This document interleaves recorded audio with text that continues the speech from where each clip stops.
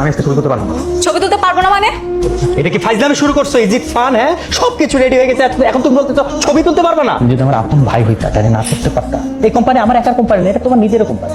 কি এখন কেমন লাগছে? শেষ পর্যন্ত এক্স গার্লফ্রেন্ডের বিয়ে উপলক্ষে ফটোশুট করতে হচ্ছে।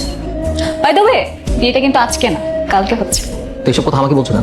তোমাকে বলবো না তাহলে কাকে বলবো? আমার এক্স বয়ফ্রেন্ড বলে কথা। কিভাবে পোজ দিয়ে ছবি তুলবো সেটা বলবেন না? কেমন ফটোগ্রাফার আপনি? তুমি একটা কাজ করো, আমার কোমরে হাত দিয়ে ছবি তুলো। এইভাবে ছবি ভালো উঠবে না, আপনারা পোস্ট চেঞ্জ করে আমি পোজে ছবি তুলতে পারবো। আমাদের ইচ্ছে আমরা এভাবে ছবি তুলছি, আপনি কিছু ছবি তুলুন। আচ্ছা আমরা কি হাসবো নাকি এভাবেই ঠিক আছে? আপনাদের যা ইচ্ছা আপনারা তাই। আমার দিকে তাকিয়ে হাসো, চোখে চোখ রেখে। কি ছবি তুলেছেন এগুলো? একটা ছবিও ভালো হয়নি। ছবি তোলার সময় মনোযোগ কই থাকে? মনোযোগ দিয়ে ছবি তুলতে পারেন না? দেখি দেখি হাসো। বাবা কি এই মেয়েটার ছবি তো ভালো হবে কিভাবে? এই মেয়েটা সুন্দর না ক্যামেরাটা সুন্দর? কোনটা? তুলো তো। মানে তুমি দেখো একটা ছবিও সুন্দর হয়নি। তুমি তুলেছো তাই তোমার কাছে সুন্দর লাগছে। কি ব্যাপার? কি সমস্যা তোমার? তুমি এরকম করতেছো কেন? সমস্যা মানে কি এমন করছি আমি? এরকম মুড অফ করে আছো কেন? আমরা এখানে কাপল ফটোশুট করতে আসি, এমন ভাবে ছবি তুলতেছো যেন মরাবাড়ি ছবি তুলতে আসছো। হাসতে পারো না তুমি? না আমি আসতে পারি না, এখানে আমার ছবি তোলা হচ্ছে না যে আমাকে আসতেই হবে। ও হ্যাঁ, হাসবে কি করে? তোমার তো কষ্ট লাগছে তাই না? আমার কষ্ট লাগবে কেন?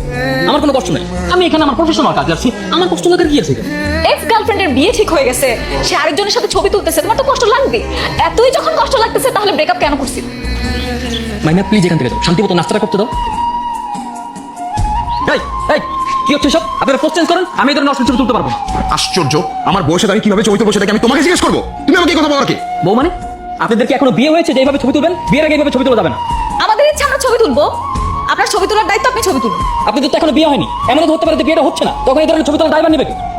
কি অলক্ষণে কথা বলে?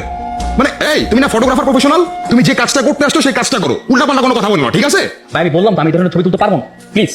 আপনাকেই ছবি তুলতে হবে, তাড়াতাড়ি আমাদের ছবি তুলুন। দরকার পড়লে আমাদের বাসর ঘরের ছবি আপনাকে দিয়ে তুলুন। আমি কাজ করি ঠিক আছে, তার মানে এই না আমাকে যা বলা হবে আমি তাই শুনি তাই করো। আমি এই ধরনের ছবি তুলতে পারবো না, এই ধরনের ছবি তোলা আমার রুলস এন্ড এথিক্সের বাইরে। আচ্ছা বুঝলাম, রুলস এন্ড এথিক্স এর বাইরে, কিন্তু তোমাকে এখন আমি যেটা বলতেছি তুমি সেটাই করবা, কারণ তুমি প্রফেশনে আসছো, ঠিক আছে? করো। ভাই আপনি যতই যাই বলেন না কেন, যতই ধমক দেন না কেন, আমি পারবো না, আমি বলছি না। আমরা তুলতে চাই, এগুলো আমরা স্মৃতি হিসেবে ধরে রাখবো। কি হয়েছে স্যার ম্যাডাম? মেহেদি তুমি তর্ক করছো কেন? তর্ক মানে আপনার ফটোগ্রাফার উল্টাপাল্টা কথা বলতেছে, সে ছবি তুলবে না।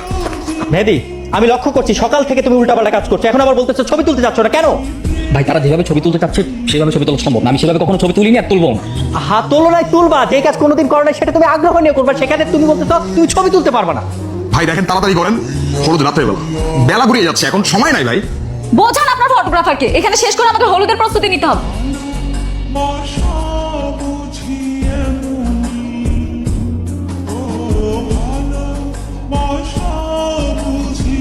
আমাদের বিয়ের সময় যখন গায়ে হলুদ হবে তখন তো আমরা অনেক মজা করবো। আমি হলুদ রঙের শাড়ি পরবো, সবাই আমাকে হলুদ লিখে দেবে, কত মজা হবে। ভাবতেই কেমন শান্তি লাগে। কিন্তু তুমি তো আমাকে দেখতে পারবে না। কেন কেন দেখতে পারবো না কেন?